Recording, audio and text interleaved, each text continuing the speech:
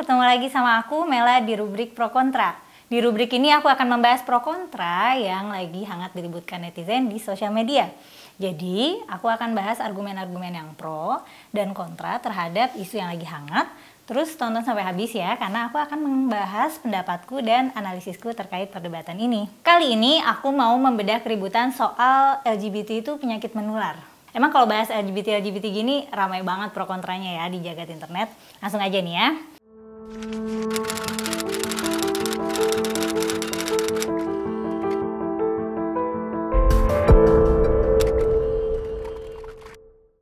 Pertama aku mau bahas yang pro dulu, karena yang paling ramai ini memang di kubu pro ya nggak sih? Dari kubu argumen yang pro, mereka menganggap LGBT adalah penyakit menular.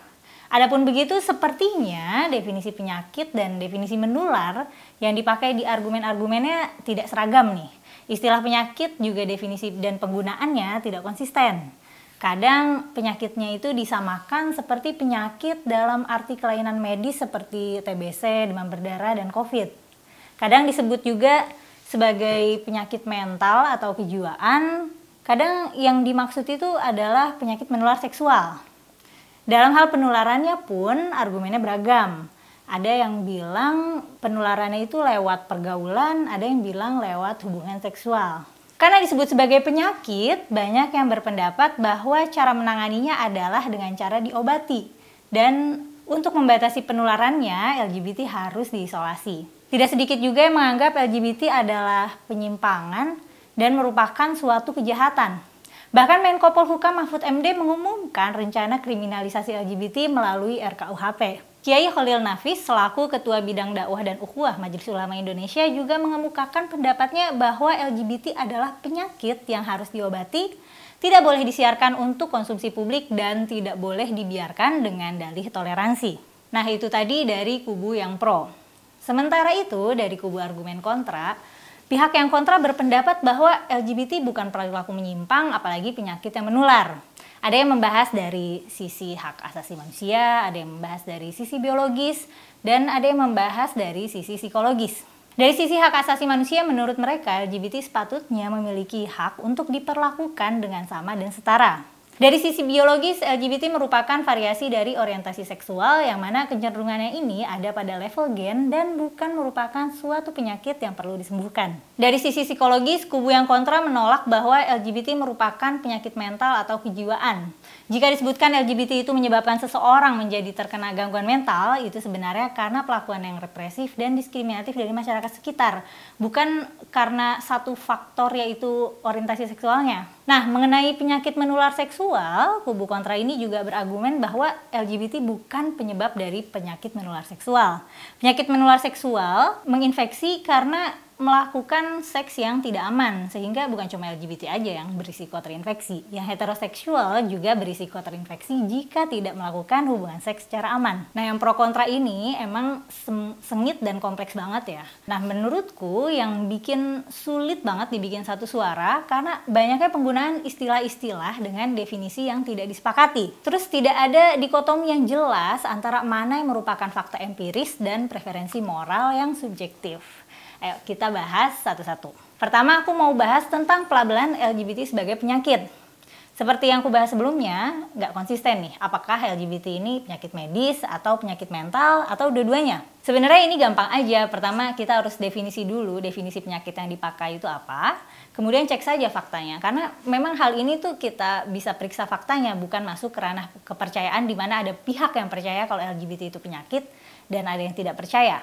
Kalau kita mengacu pada definisi penyakit yang biasa dipakai untuk mendefinisikan penyakit adalah kondisi di mana penderitanya memiliki gejala-gejala fisik dan mental yang disebabkan oleh patogen atau disfungsi internal dan mengganggu fungsi dia sebagai makhluk hidup. Dari penelitian terkini, LGBT itu tidak digolongkan sebagai penyakit. Tidak juga sebagai penyakit mental atau kelainan perilaku. LGBT itu varian orientasi seksual saja dan secara biologis variasi itu normal. Di dunia binatang non-manusia juga didapati perilaku homoseksual.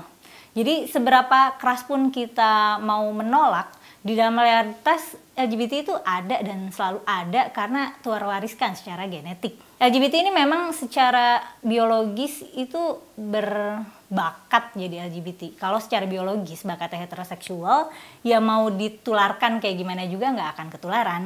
Kemudian yang katanya menular itu, nah gimana tuh mekanisme penularannya?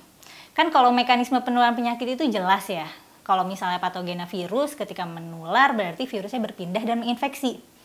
Nah, mekanisme penularan penyakit itu bisa diketahui dan diteliti. Kalau penularan LGBT ini gimana? Ada yang bilang lewat pergaulan. Tepatnya gimana? Bergaul yang kayak gimana? Dalam batas apa? Ada yang bilang juga lewat hubungan seksual.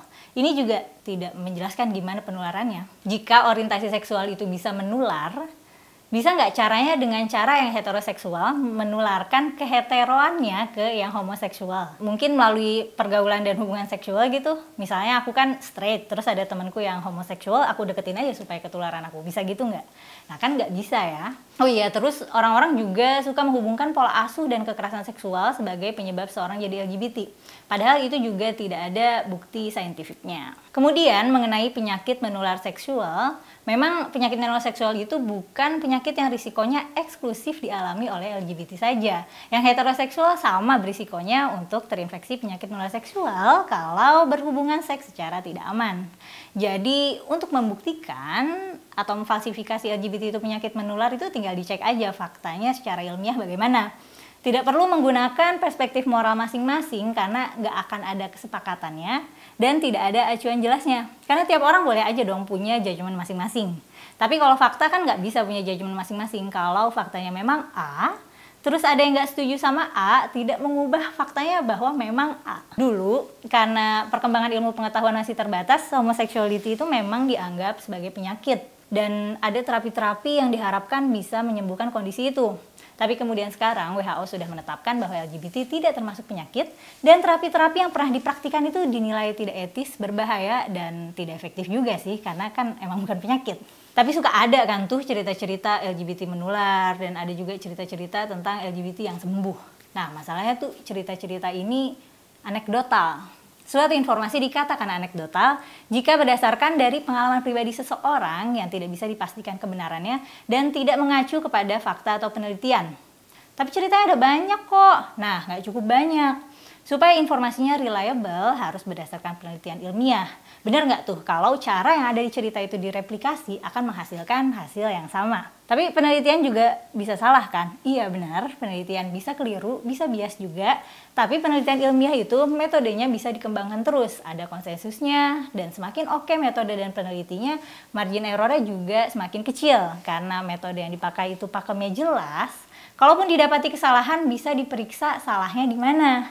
Udah gitu penelitian ilmiah itu juga harus terbuka supaya bisa direplikasi eksperimennya sama pihak lain dan bisa dikritik juga. Dan so far, sains dengan metode penelitian saintifika ini yang paling reliable yang kita punya untuk jadi alat pemecahan masalah hampir apa aja. Nah, jadi apakah LGBT itu penyakit menular? Pastikan dulu definisi penyakit dan menularnya udah sama, terus tinggal cek aja faktanya dari hasil penelitian terkini. Kalau diobservasi dan diuji secara ilmiah gimana tuh? Penyakit menular bukan? Karena kalau mau pakai preferensi moral, itu subjektif banget. Standar acuan moral orang kan beda-beda. Dijamin perdebatannya muter-muter aja tanpa arah, karena preferensi moral masing-masing orang tergantung kepercayaannya atau tingkat kemampuan kognitifnya. Tidak necessarily tergantung faktanya. Nah, kalau menurut kamu gimana nih? LGBT itu penyakit menular bukan? Kalau iya, penyakit yang gimana dan menularnya gimana? Mau tahu dong pendapat kamu di kolom komentar, tapi jangan pada berantem ya. Makasih sudah menonton sampai habis. Jangan lupa untuk like dan share video ini. Jangan lupa juga subscribe channel Geolife dan nyalain lonceng notifikasi supaya nggak ketinggalan video terbaru. Kalau ada saran bahasan untuk rubrik pro kontra, bisa DM aku di Instagram atau Twitter ya, ada di deskripsi. Aku Mela mohon undur diri, sampai jumpa di rubrik pro kontra selanjutnya.